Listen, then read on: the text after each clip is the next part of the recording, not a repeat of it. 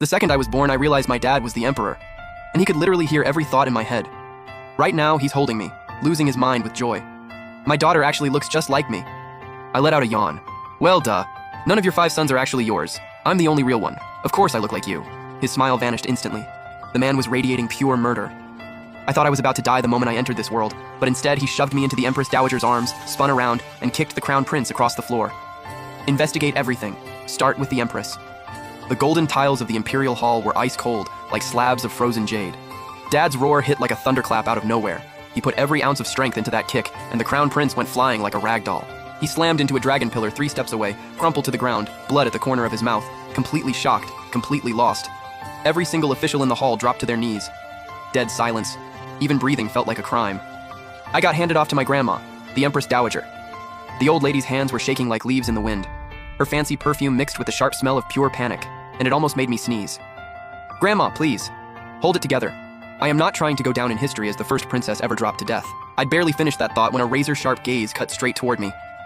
Dad looked back at me, and the look on his face was a whole mess. Shock, rage, suspicion, and something I couldn't even name. He pressed his lips together and shot the head eunuch a look. Keep the princess secure. The words came out like he was grinding them through his teeth. The head eunuch scrambled over and carefully took me from the Empress Dowager's arms. His hold was steady, but I could feel the tension locked up in every muscle. The entire hall went dead quiet. Nothing but the Crown Prince's muffled groans and the heavy breathing of every official on their knees. Dad's eyes were like 2 drawn blades, locked on the Crown Prince on the floor, and on the woman rushing in behind him, the Empress, Lady Shen. She swept in wearing a stunning imperial robe, Jules Oe.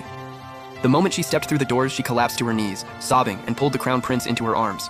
Your Majesty, what has Hanger done wrong? Why would you do this to him? He is your firstborn son, the Crown Prince, the heir to the throne. Mother and son wept together, and honestly, the performance was Oscar-worthy. Dad looked down at them with a slow, cruel smile. Done wrong? Empress? Don't you already know? His gaze drifted down to her slightly rounded belly. Word was, the Empress was expecting again. Another imperial heir. But in my head, I was screaming.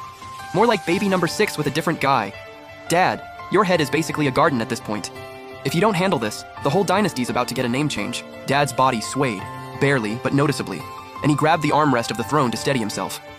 He shut his eyes and pulled in a slow, deep breath, clearly fighting to keep the rage from expelling. The Empress didn't catch any of that. She turned and locked eyes on me like a snake, and that flash of cold venom in her stare made every tiny hair on my body stand straight up. But a split second later, she switched on a warm, motherly expression and walked toward me.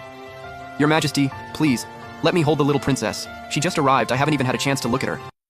The head eunuch didn't dare move. He looked at Dad. Dad said nothing, just stared at the Empress, completely expressionless. That stare held scrutiny, suspicion, and the kind of calm you give a dead person. The Empress felt it. She was rattled, but she held the smile. And then Dad finally waved